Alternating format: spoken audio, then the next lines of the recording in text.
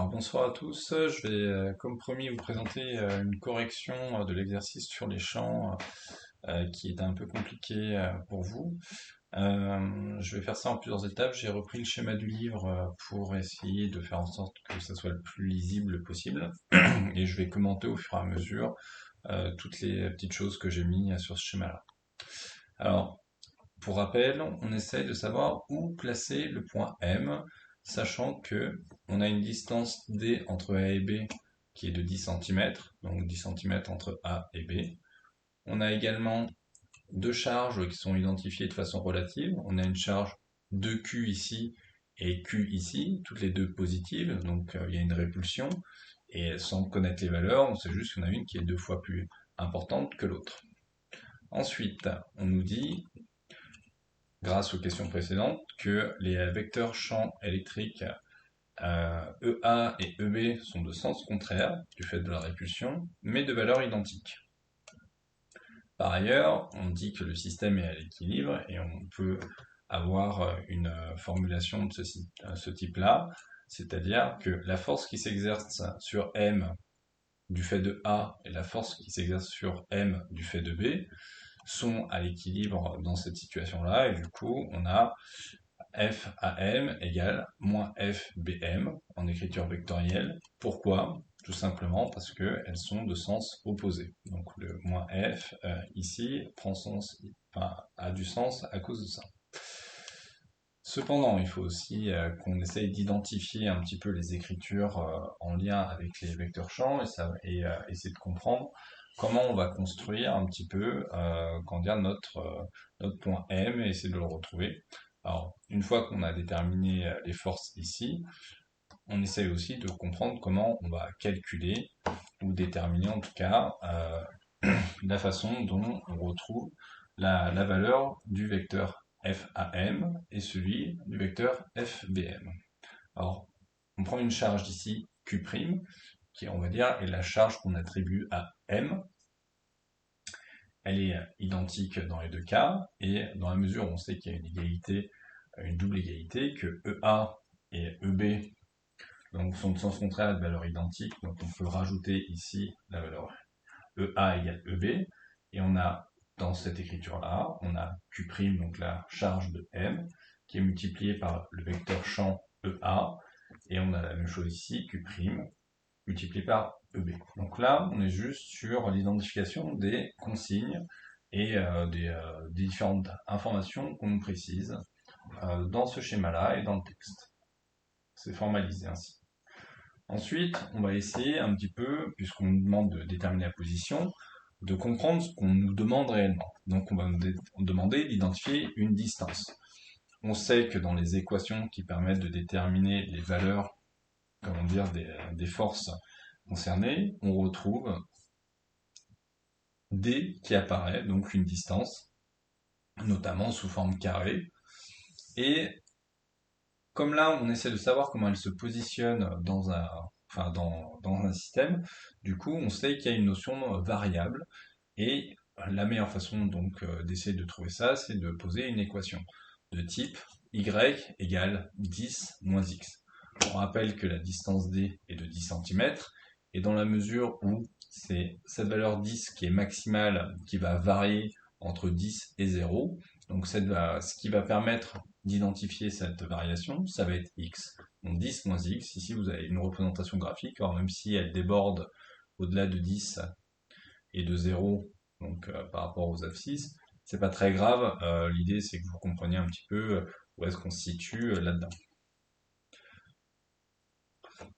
Du coup, en utilisant les éléments qu'on a présentés comme étant les hypothèses de base dans la partie 1, on peut essayer de s'intéresser aux relations qui existent entre EA et EB, donc les vecteurs champs électriques, en rappelant que la formule générique donc d'un vecteur champ, c'est K multiplié par une charge donc, qui nous intéresse. Alors ici, c'est pas forcément le Q qu'on présente dans notre schéma, c'est un Q générique, divisé par D au carré. Est-ce que tu peux dire un avant? Je suis en train d'enregistrer. Merci. Ce qui, en rappelant que EA est égal à EB, on peut essayer d'écrire une égalité. Donc, sous le même modèle, on peut écrire que k multiplié par 2q sur x carré égale à k multiplié par q sur d moins x carré. Alors pour expliquer cela, si on prend ce côté-là, du côté A du dessin, on voit qu'il y a une charge de q et que la distance en fait qui va séparer M de A, ça va être une distance x. Donc la formule étant Q sur D carré, là on a 2Q, donc la valeur qui nous intéresse en A, divisée par x carré. En reprenant également la formulation de EB, on a K multiplié par Q, donc la charge plus Q qui est ici, divisé par D moins X, donc le D moins X, puisque si on a D qui est égal à 10 cm, si on a soustrait X ici, ce qui nous reste à D, c'est D moins X. Et donc le tout au carré. Ensuite, comme on a écrit un système avec une égalité, et qu'on cherche à identifier la valeur de X, il va falloir isoler X, sachant que D est égal à 10 cm. Donc toujours en rappelant que EA égale EB, on va pouvoir simplifier, donc c'est ce que j'ai mis en rouge, K et Q, puisque les charges sont identiques. On va avoir, comment dire, 2x carré égale 2 sur x carré, pardon, égale 1 sur d moins x, le tout au carré. Donc c'est la simplification qu'on a faite. Ça va nous donner en basculant donc d moins x carré d'un côté, puis x carré de l'autre, on va avoir 2 fois d moins x carré égale à x carré, donc x carré fois 1, et 2 fois d moins x carré, ça nous donne ça. Là, j'ai commencé à mettre en vert et en bleu des éléments pour les identités remarquables. Donc là, ça fait égal à 0. Donc, les identités remarquables, pour rappel, vous avez quelque chose qui doit traîner dans votre tête, qui est a carré moins b carré, c'est égal à, entre parenthèses, a moins b multiplié par a plus b.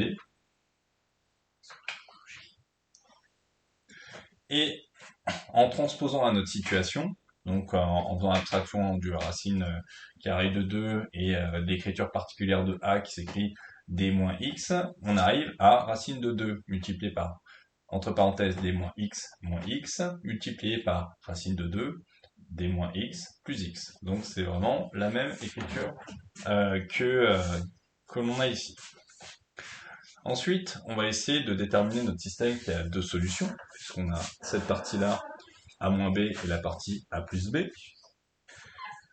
Pour ce faire, il y a juste à ce moment-là à trouver pour quelle valeur de x on va avoir, je sais pas si, je pense que vous en souvenez, l'idée c'est de retrouver une valeur pour laquelle en fait tout s'annule, c'est-à-dire pour quelle valeur de x on a l'ensemble qui est égal à 0.